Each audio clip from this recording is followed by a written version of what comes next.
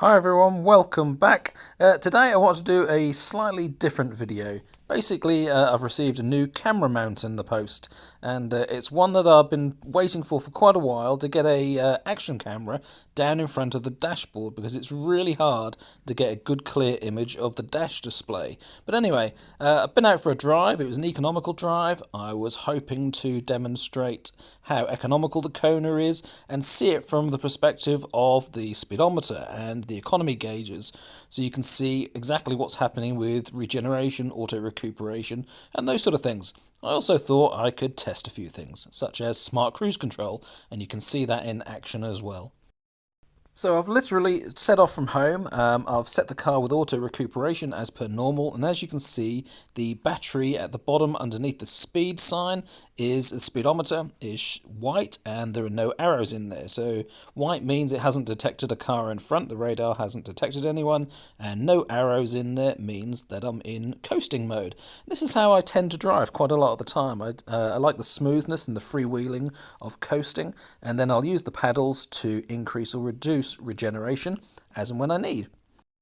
The miles per kilowatt hour is already showing 4.3, but basically it's a downhill section straight away from my driveway, and basically that's why it's showing quite good to start with. For the first about 300 yards or so, there's nothing that registers when you first reset the information on the trip meter. It takes about the 300 yards or 300 meters or so before it registers anything at all.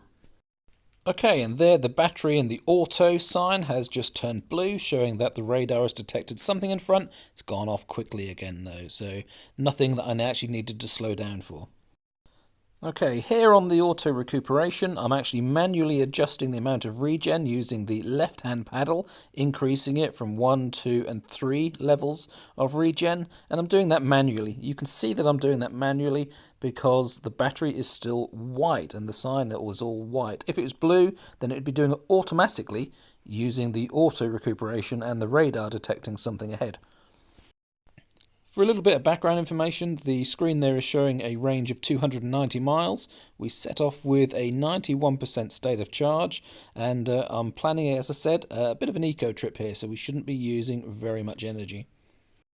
For those that aren't familiar with the dash display here for the Kona Electric, I should point something out. On the very far left-hand side, currently we're showing 2 white bars under power. So the more power you use, the more white you get. The more regen you get, the more blue bars you've got, just as it's showing now on the left-hand side. So the idea is you want as much regen as possible and very little power. The less power you use, obviously, the more economical you're going to be and the further range you're going to get. You can also use the eco display that's right in the center, so the horseshoe shapes, the arcs on the top. The green one is showing you an indication of how much power you could use for the car in the terrain that it's currently in, and the white display, which is moving, is basically your throttle. So the more throttle you push, the more white you get, and the more it reaches towards the indicated level for where you should be driving at. If you go above that and put your foot down hard, it'll go red and go beyond those distances. If you're being really economical, like I am here, I'm not using as much power as it's indicating, so I'm being very economical. The more you go beyond the green indication, the more you affect your driving style. So in this display here, where it shows you your economical or normal or driving percentages, then the more you go beyond green, the less economical you have, and the more it'll go towards normal. The more red that you get, so you're going way beyond where it's indicating, then that will be dynamic. If I'm trying hard to be economical and get the really best efficiency I can achieve 98% economy or economical and 2% normal, with no percentage for dynamic. Susan, on the other hand, gets 99% and 1%, and it's that little magic 1% that makes the difference, with her efficiency being better than mine. So the auto recuperation indicator has gone blue. It's obviously detected something in front of me, and I think about now this is where I take my foot off the throttle and we start braking. So you can see that I'm recouping some energy with the plus 0.07 miles. That's the amount of miles worth of energy that's been recuperated. I really wish it would just show kilowatts, as in kilowatt hours, so you can see the actual energy term rather than the mile equivalent there. The miles mean very little to me. So in a couple of seconds, there's a bit of a test that I was trying here on this section of the road. There's a parked car on the left-hand side. Now normally I would pull out and just overtake, but I thought if I just kept going towards it a little more than normal, I would see whether the car braked automatically. So let's see what happens. Yep, auto regen comes on, we've got some braking that comes on, and a collision warning, which I didn't quite expect. But there's an example of how when you're using auto regeneration rather than just manual level 1, 2 and 3, the radar is detecting obstacles and will automatically apply the brakes for you. Absolutely brilliant feature. That's why I think a lot of people now drive with auto recuperation, or smart energy regeneration, whichever the accurate term is for it. Efficiency's going quite well so far, 4.8 miles per kilowatt hour, and lots more of the journey left to go, so it might get better than that. Well, in fact, I know I do get better than that. And here, squirting the throttle into the red, not very good, Nigel, for my efficiency. That's my 1% gone. Instead of being 99, I'm going to be at 98, I bet, just for that one little squirt. Let's flick through. There you go, it was 98% with 2% normal. And we're still averaging 4.8. Susan would have been averaging 5 miles per kilowatt hour by there.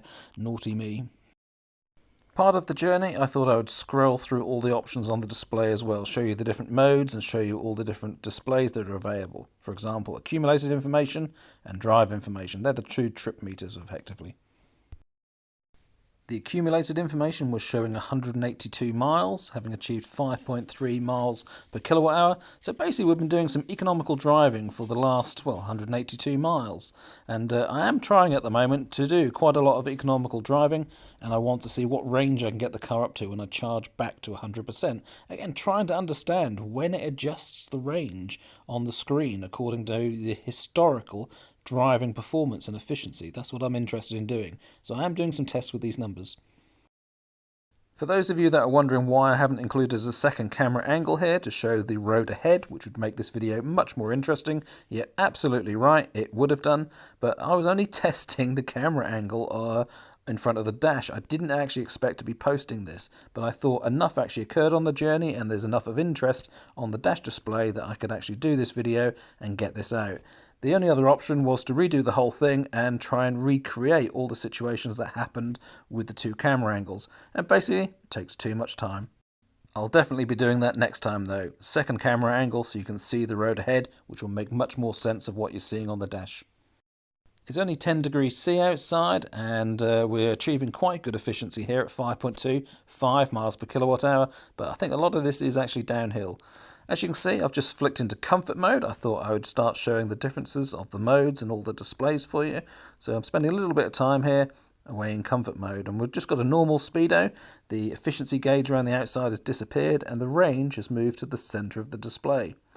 The display in comfort mode isn't my favourite, but it probably is one of my favourites for the performance. You get probably 70-80% of the performance available, not as much as sport mode, but it's certainly not as aggressive as sport mode. So I like comfort mode from the driving style, but I'm not really keen on it from the display on the dashboard. And next, time to switch from comfort mode over into sport mode. And there we go. So now instead of a speedo, we've got a power usage meter from 0% to 100%. And I think it just shows red there in the 90 to 100%. So I guess it's saying don't use full power very much. I'm also flicking through the displays on the right hand side, so you can see yes, we're still getting economical driving 98%, normal 2%, dynamic none. As I said before, that was that one little squirt of power that I went beyond the green band, and that dropped me 1% off. Energy flow, again, I'm still flicking through the displays here. A pretty useless display showing you the energy flow because it's going into the battery or out of the battery, isn't it? And you don't need to know much more than that. And then we've got the consumption information, which is just a nice bar there that shows you what your instantaneous consumption is. Instantaneous, well, it's probably a couple of seconds delay actually, but useful display to have on your screen. Accumulated information and drive information, we've already had that. They're your two trip meters. We've currently done 4.5 miles on this trip. You've got a compass as well. I have never used that. I'm sure for some people that would be of interest, but for me it's not. Then we've got lane keep assist, so it's a display showing you what the lane keep assist system is showing.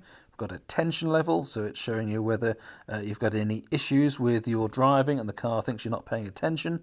The intelligent speed limit warning sign, so you can have a speed limit display nice and clear on the dashboard if that's what you want. It's the same one that it's picking up from the camera, reading the road signs.